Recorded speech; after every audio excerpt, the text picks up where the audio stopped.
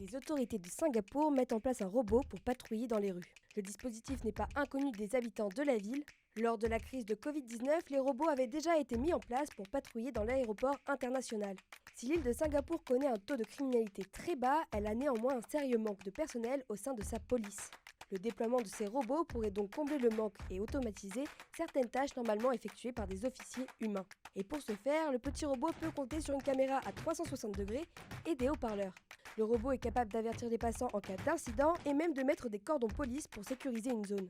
Même si le plan semble infaillible, un problème persiste avec cette solution. Le manque de transparence sur l'utilisation des données récoltées par le robot. Pour rappel, Singapour compte déjà 90 000 caméras réparties sur son territoire, un nombre voué à augmenter d'ici 2030.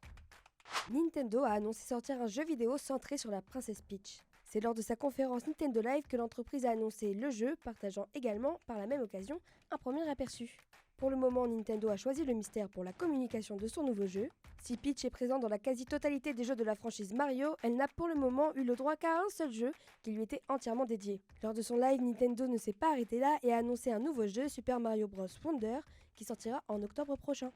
Il y a une semaine, la tragédie du sous-marin Titan de la société OceanGate a suscité de nombreuses réactions sur Internet et dans les médias. Pour rappel, 5 personnes sont décédées dans un sous-marin parti pour une excursion privée proche de l'épave du Titanic. Un drame qui a inspiré Skyline GTA Freak qui a décidé de mettre à disposition un mode pour piloter le sous-marin dans la version PC du jeu GTA V.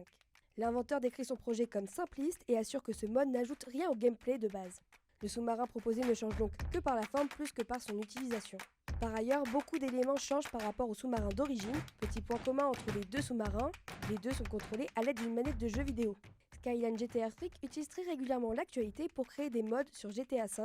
Par exemple, en mars dernier, il s'était amusé à refaire des ballons espions chinois. Son mode, OceanGate Titan Submersible 1.0, rencontre un joli succès avec 3500 téléchargements en 4 jours seulement. Avant la promotion de sa nouvelle saison de Black Mirror, Netflix a sorti les grands moyens, de quoi en surprendre plus d'un. Dans le premier épisode de la saison 6, le problème mis en avant est le fait qu'aujourd'hui, sur Internet, on accepte les conditions d'utilisation sans lire au préalable. Une problématique dont s'est servi Netflix pour sa campagne de communication. Pour illustrer ses propos, Netflix a créé un site où les spectateurs peuvent générer des affiches à leur effigie avec une exception près. Pour avoir le résultat de son affiche, chaque internaute doit accepter les conditions générales qui sont, on doit l'avouer, quelque peu douteuses. Résultat, si vous acceptez ces conditions, Netflix peut utiliser librement et sans limite votre image. C'est comme ça qu'une poignée d'inconnus du grand public se sont retrouvés affichés sur des panneaux publicitaires de Londres, Birmingham et Manchester. Pour information, aucune campagne similaire n'aura lieu en France, ce dispositif a été réservé en exclusivité au Royaume-Uni.